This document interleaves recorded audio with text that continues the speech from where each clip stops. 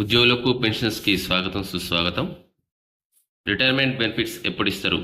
పెన్షన్ల సమస్యలు సర్కార్కు పట్టవా?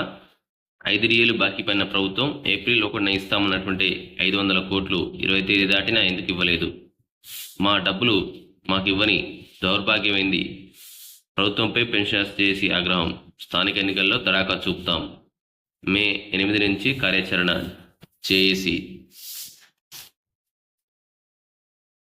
నమస్తే తెలంగాణ దినపత్రికలో రావడం జరిగింది ఈ న్యూస్. రిటైర్మెంట్ బెనిఫిట్స్ ఎప్పుడు ఇస్తారు అంటూ.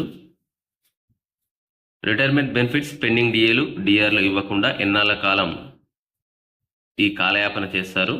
పెన్షన్లపై ఇదే నిర్లక్ష్య వైఖరిని ప్రదర్శిస్తే వచ్చే స్థానిక ఎన్నికల్లో మా తడాకా చూపుతాం అని పెన్షనర్స్ జేఏసీ నేతలు రాష్ట్ర ప్రభుత్వాన్ని హెచ్చరించారు. ఏకంగా పీఆర్సీలు డిఏలు అడగొద్దని సీఎం రేవంత్ రెడ్డి నిస్సాయతను వ్యక్తం చేయడం విడ్డూరమని విమర్శించారు. ఇక ఈ సర్కార్తో వేగలేకపోతున్నామని, మే 8 నుంచి పూర్తిస్థాయి ఉద్యమ కార్యాచరణకు సిద్ధమవుతామని పెన్షనర్స్ జేఏసీ ప్రకటించింది.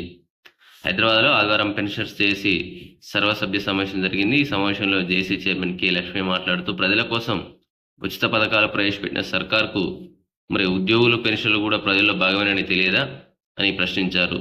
నెలకు 500 నుంచి 600 కోట్ల వరకు పెండింగ్ బిల్స్, రిటైర్మెంట్ బెనిఫిట్స్ ఇస్తామన్నటువంటి హామీ ఏమైందని నిలదీశారు. 5 డిఏలను ఈ ప్రభుత్వం బాకీ పడిందని, కనీసం 3 డిఏలను తక్షణమే విడుదల చేయాలని డిమాండ్ చేశారు. పీఆర్సీ నివేదికను తెప్పించుకొని మెరుగైన ఫిట్మెంట్ ప్రకటించాలని వారు స్పష్టం చేశారు. రాష్ట్రంలో 2.86 లక్షల మంది పెన్షన్ల కుటుంబాలున్నాయని, మున్సిపల్, ఇతర స్థానిక సంస్థల్లో ఎన్నికల్లో కాంగ్రెస్ పార్టీకి తడాకా చూపుతామని లక్ష్మీ హెచ్చరించారు. రిటైర్డ్ ఉద్యోగులకు న్యాయంగా అందాల్సిన బెనిఫిట్లు ఇవ్వడమే లేదని, పెన్షన్ల జీపీఎఫ్ ఖాతాలోని డబ్బును కూడా తీసుకోవడం లేదని అత్యంత దారుణమైన పరిస్థితి ఉందన్నారు. సొంత డబ్బు తీసుకోలేని దౌర్భాగ్య పరిస్థితులు ఒక తెలంగాణలో ఉన్నాయని విమర్శించారు. రిటైర్మెంట్ ప్రయోజనాల కోసం హైకోర్టుకు వెళ్లాల్సి రావడం ప్రభుత్వ వైఫల్యానికి నిదర్శనమని తెలిపారు. అయినా తమ డబ్బుపై తాము దాచుకున్నటువంటి సొమ్ముపై ప్రభుత్వ అజమాయిషీ ఏమిటని ప్రశ్నించారు. పెన్షనర్ల కుటుంబాల అవసరాలకు డబ్బు అందక అనేక మంది మరణించారని ఆవేదన వ్యక్తం చేయడం జరిగింది. పిల్లల వివాహాలకు, దవాఖానా ఖర్చుల కోసం ఉపయోగపడడం లేదని, ఈ ఘోరమైన పరిస్థితులకు సర్కారు వైఖరి కారణమని ధ్వజమెత్తారు.